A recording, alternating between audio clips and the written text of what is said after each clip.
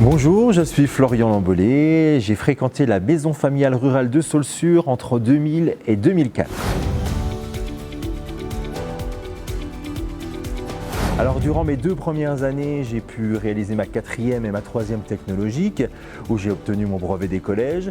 Et suite à ça, je me suis orienté vers un BEP service aux personnes et l'animation, toujours à la MFR de Saulsure, qui proposait pour moi la rubrique animation, c'est celle qui m'intéressait le plus.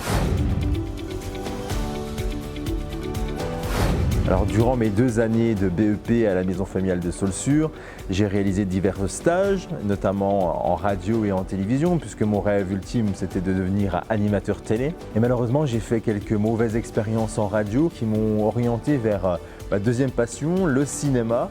Et j'ai pu réaliser un stage à la MCL de Gérardmer qui m'a permis de découvrir le métier d'opérateur projectionniste.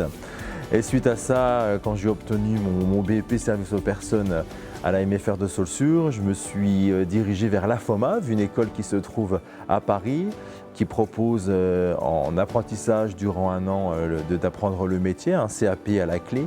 Et j'ai pu réaliser justement mon apprentissage au Ciné-Palace d'Épinal.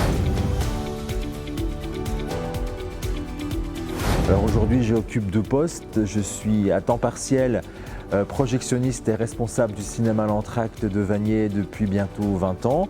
Et après la crise de la Covid, j'ai eu envie de me rediriger vers ce que j'aimais faire, c'est-à-dire des films, des vidéos.